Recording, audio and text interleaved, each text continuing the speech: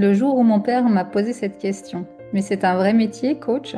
Tu vas pouvoir vivre ta vie avec ça?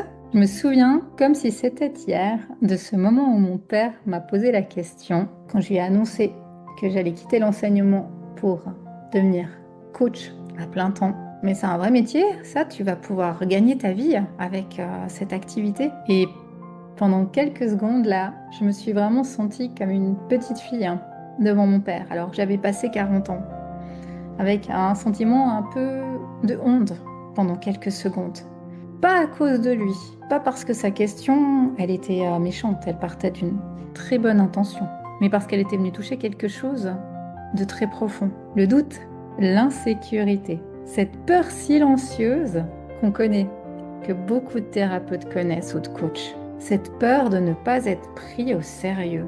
Parce qu'il faut être honnête, nos métiers d'accompagnant, de coach, de thérapeute n'entrent pas dans les cases habituelles. C'est sûr que c'était plus confortable d'être prof pour moi. Et quand on dit qu'on est thérapeute, accompagnant, énergéticien, médium, coach, certaines personnes comprennent tout de suite, on est d'accord. Mais alors d'autres, beaucoup moins. Et on essaye d'expliquer, de se justifier, de prouver, comme si notre métier devait tout le temps passer à un examen de légitimité. Et je me souviens qu'à cette époque, une partie de moi, elle regrettait cette ancienne version de ma vie, de ce métier classique, avec un titre que tout le monde comprenait, des réponses simples aux repas de famille, parce qu'il y a quelque chose de confortable sur le fait d'être compris. C'est beaucoup plus inconfortable et difficile d'avoir choisi un chemin différent.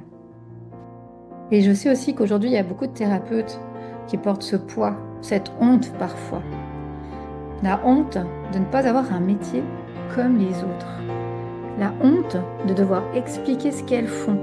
Ne pas se sentir pris au sérieux. Et avec le temps, j'ai compris une chose. La légitimité, elle ne naît pas du fait que tout le monde comprenne ou non ce que tu fais. Elle naît de toi, quand tu arrêtes d'avoir besoin qu'on te valide pour continuer. Parce que de toute façon, il y aura toujours quelqu'un qui ne comprendra pas ton chemin, qui ne comprendra pas ce que tu proposes. Toujours quelqu'un qui projettera ses propres peurs vers toi. Et c'est pas ton travail d'aller convaincre tout le monde.